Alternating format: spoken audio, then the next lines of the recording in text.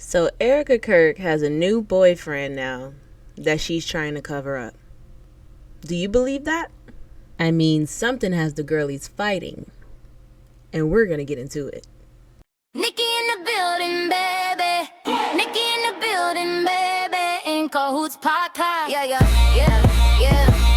I keep God first, that's real. True crime on the table, facts on steel. Investigations, I chase that trail. If the story don't add up, I set it straight, no fail. I spot fake tears, I spot lies. Sketchy little moves, I see through the disguise. I'm fair, I'm funny, I bring that light. I call you out, then I'll still be polite.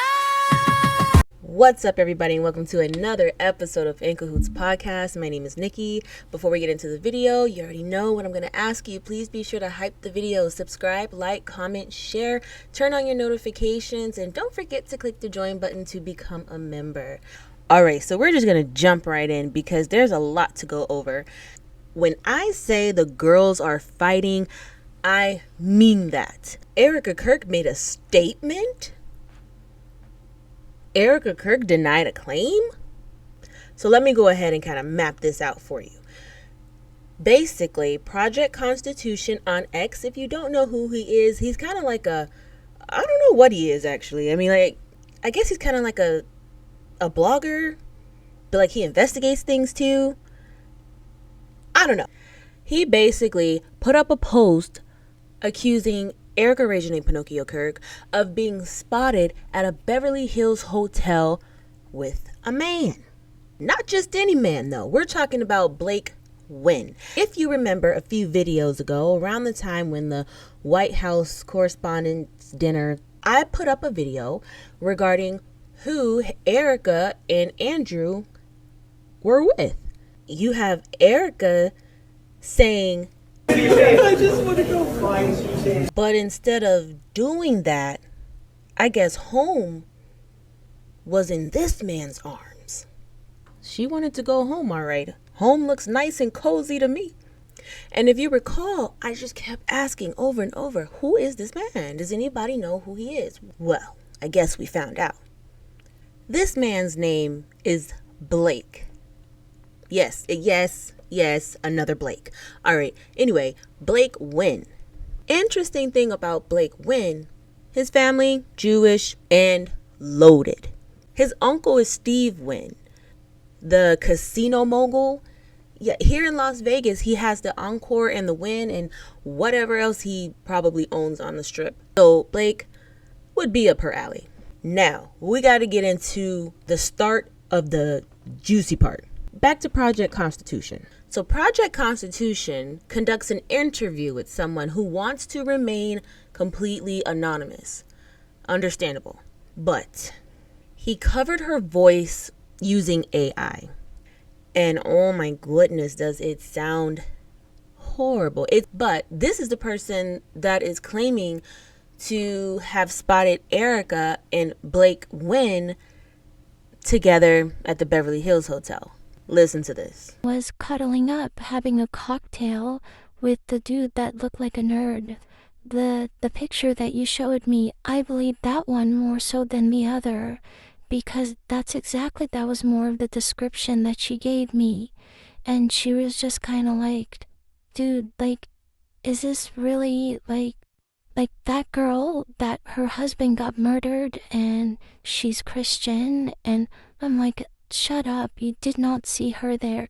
She's like, yeah, she was there with one of the dudes that is a regular there, and he's for sure Jewish, and like, he's even been seen at the Beverly Hills Hotel wearing his yarmulke for events that actually take place. So when my girlfriend told me this, she was like, isn't this the guy that you were posting about and his wife, and like you were really strong about it? And I'm like, yeah, oh my god, like that's exactly who's with this guy right now.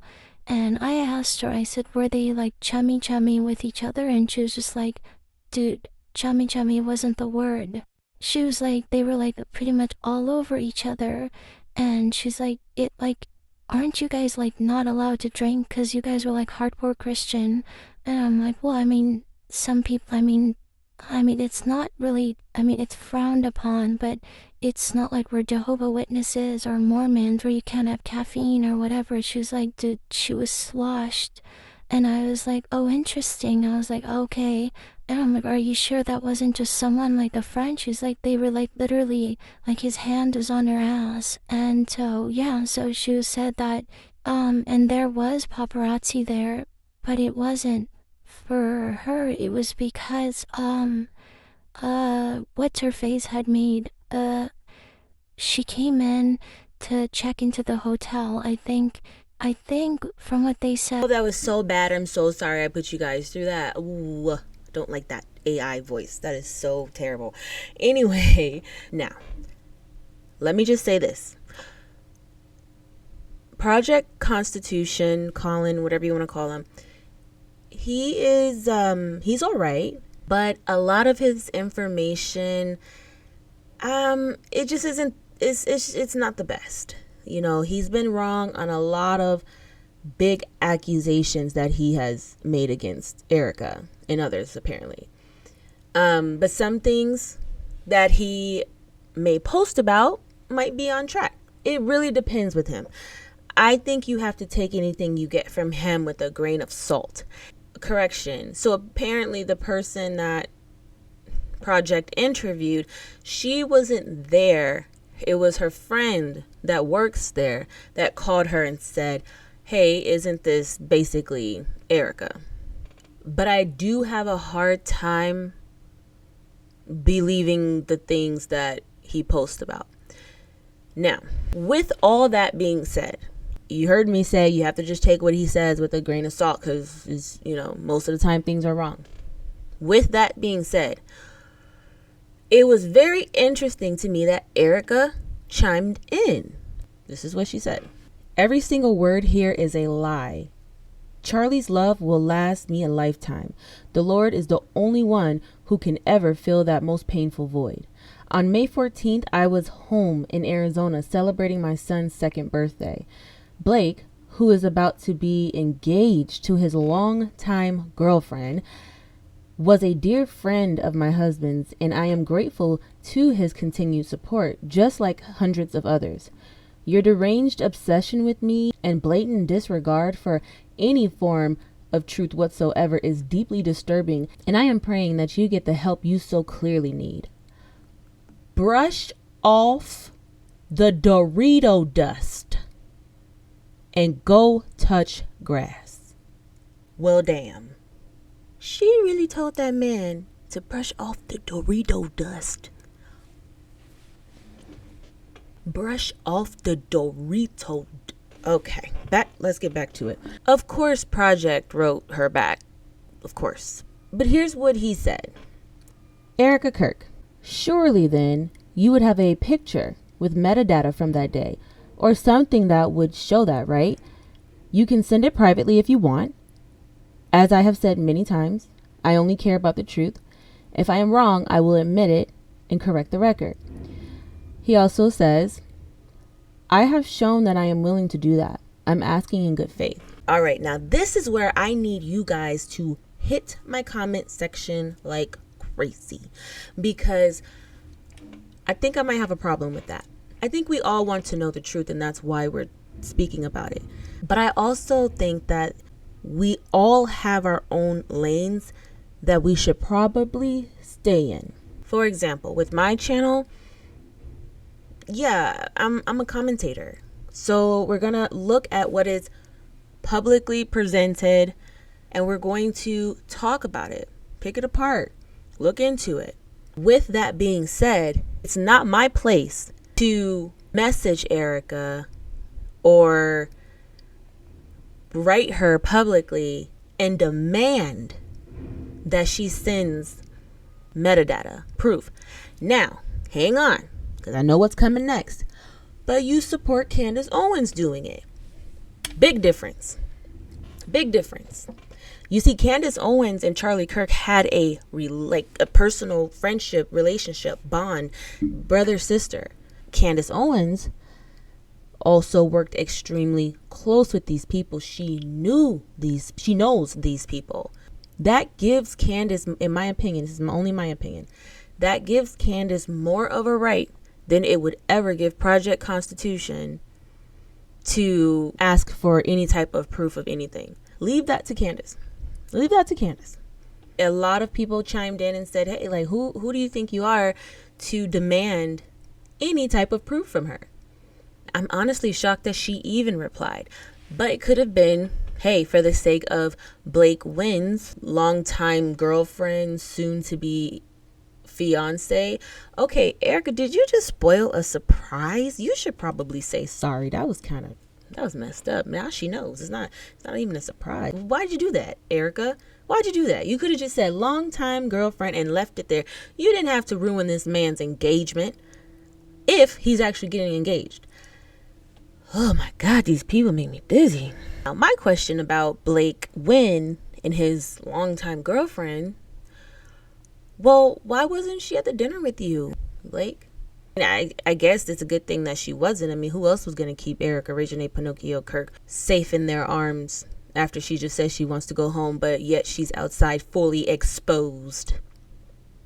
In the comments, let me know how you guys feel about the fact that Erika addressed it. Do you think it was right that she addressed it? Do you think there could be any truth to it? Tell me what you think. All of this takes us over to an online fight with Blake the Egg, Neff, and Candace Owens. Girls got dirty. Let me show you. So here's what happened. So Candace Owens made a post, and she was not very happy.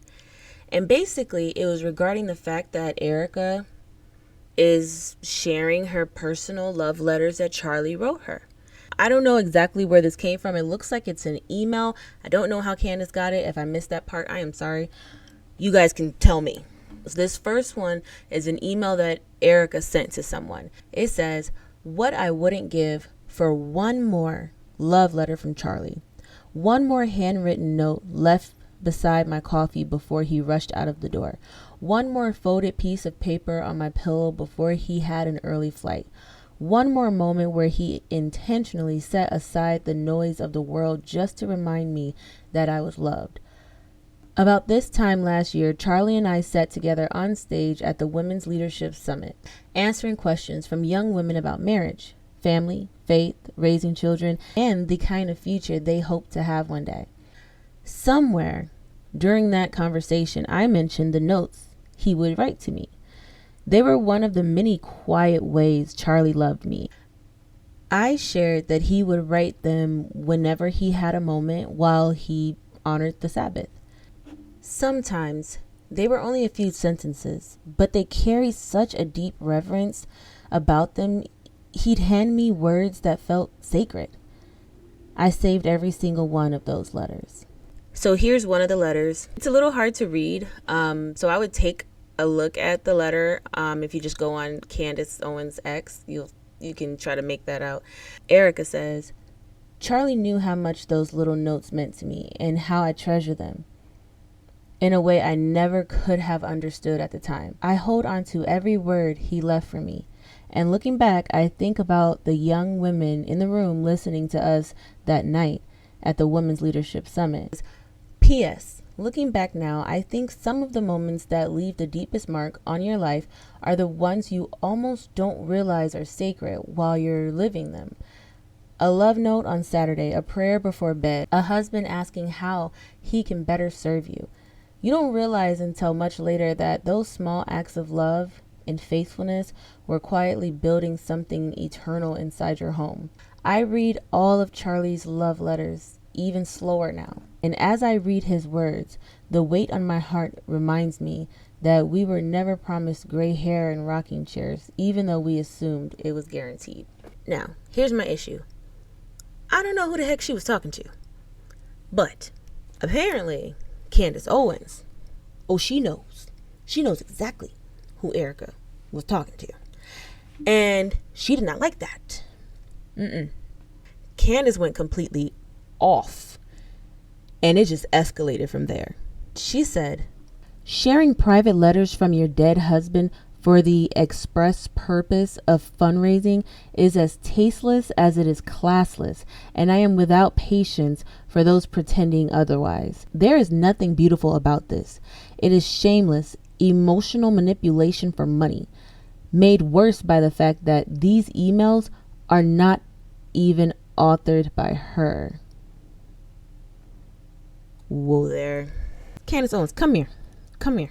Now, I know you're in Russia and everything, but you can't just do this. You cannot keep throwing out bangers and bombshells and explosive breaking news, and then you don't have a show on Fridays. You're in Russia, and then you're taking off all of next week.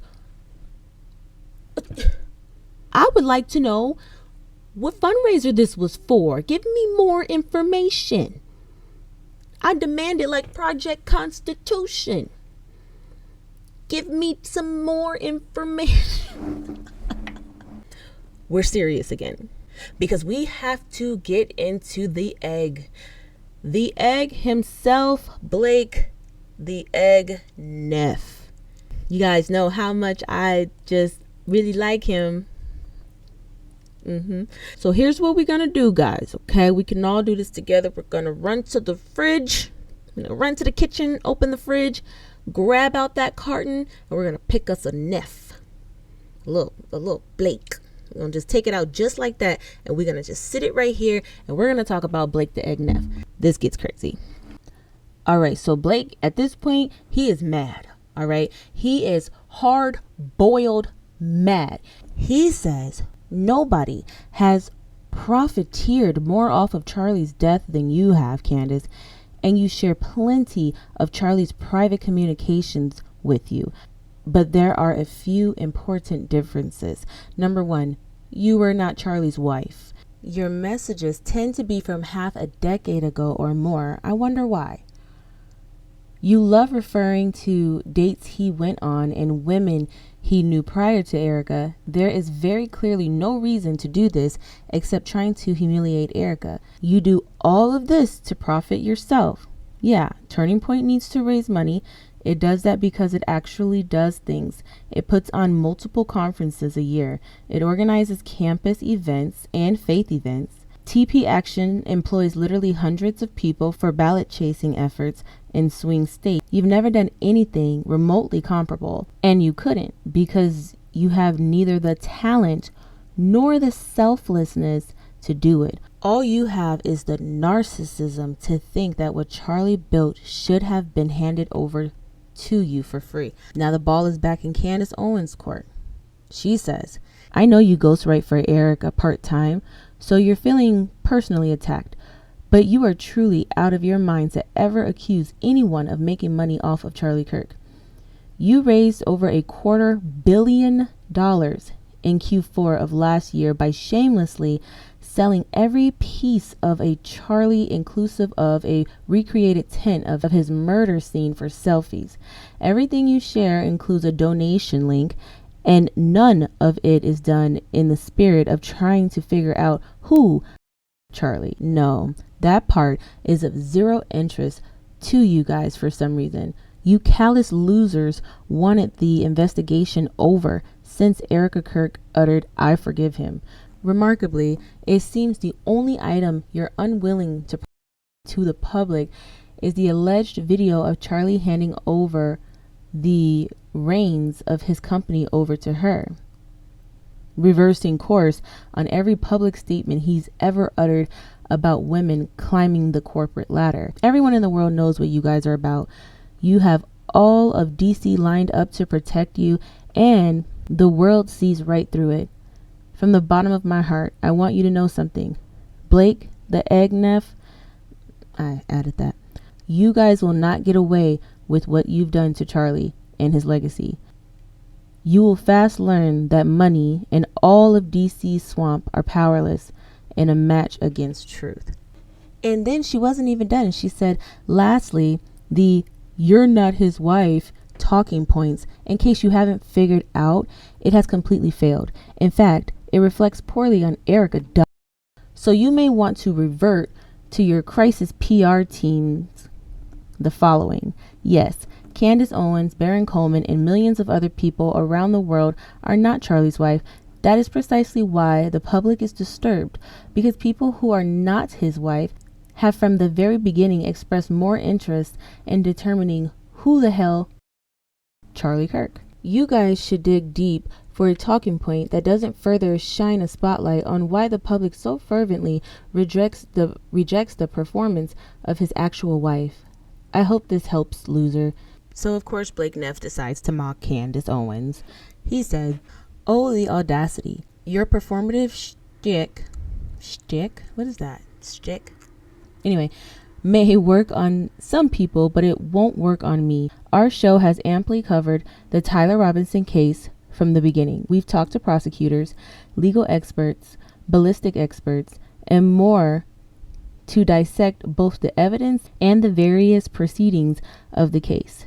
Because we care tremendously about actual justice, you care about who killed Charlie in exactly one way.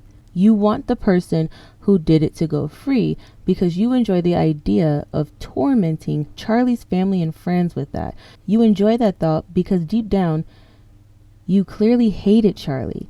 You hated him for being better than you." Wow, Blake. Yeah, Blake is definitely hard-boiled today. For creating what you could never create yourself. For loving someone else more than he loved you. And for not handing his life's work over to you upon his death. But above all, you hated him simply for being clearly more beloved than you will ever be. Someone as narcissistic as yourself can't handle that kind of ego blow. And so all you can do is try to destroy everything he did after the fact. Well, that was a lot. Blake is hard-boiled. Like, there's no crack in that. But that was kind of harsh. But like I said, the girlies are fighting. I'm going to wrap this video up. Please be sure to hype the video for me. Subscribe, like, comment, share, all that good stuff. And don't forget to click the join button to become a member. Until next time, my name is Nikki. This has been In Cahoots Podcast. Bye.